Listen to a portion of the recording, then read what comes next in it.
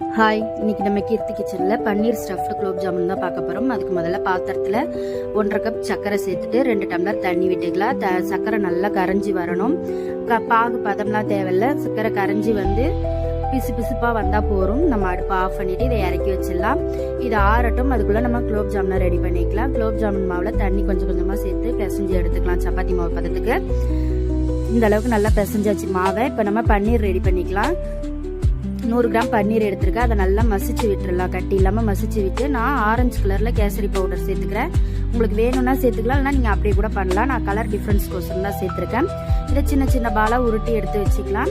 இந்த மாதிரி உருட்டி எடுத்து வச்சுட்டு நம்ம இப்போ குலோப் ஜாமுன் ரெடி பண்ணலாம். குலோப் ஜாமுன் மாவை இந்த மாதிரி உருட்டிட்டு லைட்டாக தட்டிக்கலாம். தட்டிட்டு அந்த பன்னீர் நம்ம எடுத்து வச்சிருக்கிற அந்த பன்னீர் உருண்டையை வந்து இதில் வச்சு மூடிக்கலாம்.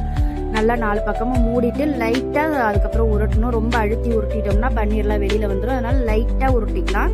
நம்ம இது பாருங்க சூப்பராக ரெடியாக இருக்குது. இதேமாரி நம்ம எல்லா குலோப் ஜாமுனையும் ரெடி பண்ணி எடுத்து வச்சுக்கலாம். இதை சூடான எண்ணெயில் நம்ம பொரிச்சு எடுத்துடலாம்.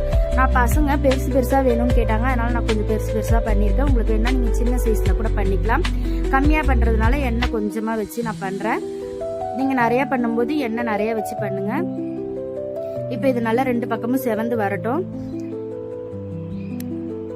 இப்போ பாருங்க 2 பக்கம் நல்லா செவந்து வந்துடுது. இதை நம்ம எடுத்து வடிகட்டியில் எடுத்து வச்சுட்டு ஒரு 2 நிமிஷம் ஆற விட்டுறலாம். அப்படியே சூடாக போட்டால் கரைஞ்சி வந்துடும். நம்ம பாகில் போட்டோம்னா கொஞ்சம் ஒரு 2 நிமிஷம் ஆறட்டும். பாதி சூடு ஆறணுன்னே கூட நம்ம எடுத்து ஜீராப்பாகில் சேர்த்துடலாம். ஜீராப்பாகில் சேர்த்துட்டு நம்ம ஒரு அரை மணி நேரம் ஊற விடலாம் போகிறோம். நல்லா சாஃப்டாக ஜூஸியாக சூப்பராக ரெடி ஆகிடும் நம்மளுடைய குலோப் ஜாமுன்.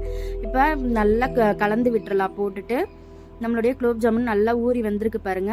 இப்போ நான் அதை வெட்டி காட்டுறேன் பாருங்க. பாருங்க எவ்வளோ சூப்பராக இருக்குது பாருங்க. கலர்ஃபுல்லாக சூப்பராக இருக்குது. டேஸ்ட்டும் சூப்பராக இருக்குது. கண்டிப்பாக நீங்கள் ட்ரை பண்ணி பாருங்கள். உங்களுக்கு ரொம்பவே பிடிக்கும். ட்ரை பண்ணி பார்த்துட்டு எப்படி இருந்ததுன்னு சொல்லுங்கள். தேங்க்யூ.